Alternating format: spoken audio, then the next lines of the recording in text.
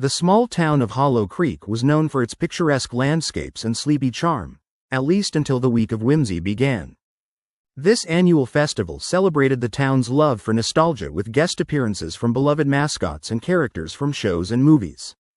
Families flocked from miles around to meet the lively figures of their childhood, creating smiles, laughter, and joy. But this year, something was different. Daisy Matthews, a bright-eyed 16-year-old with a passion for photography, felt the festival's excitement in her bones. She had spent weeks planning her photo shoot, capturing everything from smiling children to colorful banners fluttering in the breeze. But when the festival began, she noticed something odd. A few of the main mascots were missing. Instead of the usual fan favorites, the lineup featured generic characters, obscure figures hardly anyone recognized. As Daisy wandered the crowded fairgrounds, she overheard hushed conversations and whispers about the missing mascots. Kids were disappointed, and parents? They were worried. Nobody could explain it. By nightfall, the festivity took on a strange air of uncertainty, but Daisy was determined to make the best of her night. As night fell and the carnival lights came to life, she set her sights on the old carousel at the heart of the fair where the festival's magic was said to spark the brightest.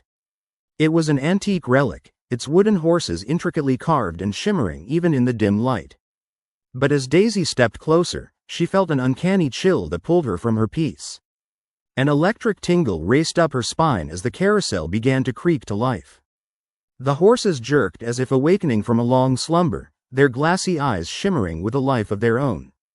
Probably just the wind, Daisy muttered, shaking off the feeling, but something compelled her to step closer. The figures illuminated under the flickering lights, their painted expressions warped slightly in the dark, almost too lifelike. Suddenly, a sound drew her attention. Not the usual cheerful music of the carousel, but a distorted melody, almost joyful but with a sinister undertone. Before she knew it, she was on the ride, swinging her camera about and snapping photos. The air thickened with an odd heaviness, a shadow creeping closer. She turned to see what appeared to be a jester, his cap twisted, eyes wide with a hysterical gleam, but his smile pulled far too wide across his face. "Let's play," he screeched, the uncanny laughter spilling across the night. Stumbling back, Daisy realized she wasn't alone.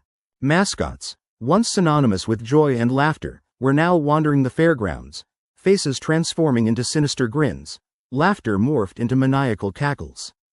A blurry figure of a raccoon sculled by, brandishing its oversized fake paws as if they might swipe at anyone who crossed its path.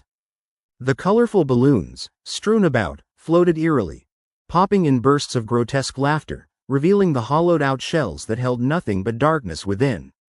The festival was descending into chaos as families began to flee. The once vibrant screams transformed into terror-filled cries as characters lunged at the crowd. Daisy was paralyzed in place, her heart pounding in sync with the chaotic rhythm of the carnival. She couldn't tear her eyes away as she witnessed the mascots stalking their prey. A clown chased a young boy while a cartoon wolf howled joyously, barking wild laughter that sent shivers down her spine. In a panic, Daisy ran towards the exit, but the path was blocked. The friendly characters she adored had morphed into grotesque versions of their former selves, bloodshot eyes flaring as they searched for fresh, terrified faces to consume. She turned back to the carousel, drawn irresistibly back to the strange power that exuded from it. Maybe the answers lay in reversing whatever evil had awakened these entities. With photos in hand, Daisy stepped onto the carousel. As she clutched the hardwood horse, she closed her eyes and envisioned the colorful memories of the town, the smiles, and the laughter. Her love for these characters overwhelming the fear. Slowly, she began snapping photos, not of the monstrous forms before her, but of the vibrant memories they were meant to invoke. Instantly, a surge of energy exploded around her. The carousel spun faster, the music shifting back to a familiar tune. The mascots froze, their twisted forms flickering between grotesqueness and their original cheerful faces. One by one, under the brilliance of the flash, they began to dissolve into bursts of color, fading into fragmented memories. With the last snap, silence fell over the fairgrounds. The festival returned to its jubilant self, but Daisy stood alone amidst the remnants of chaos. Beyond her, the laughter rippled back to life, and the grounds were filled once again with families enjoying a picturesque evening, Yet something deep inside her stilled. A reminder of the terror lingered on her skin, whispering that the darkness was always waiting, lurking in the shadows of joy, ready to spring forth again. The mascots had returned to their jovial selves, but Daisy had learned a lesson about the fine line between joy and horror. A reminder that no amount of festivity could shield Hollow Creek from its hidden fears.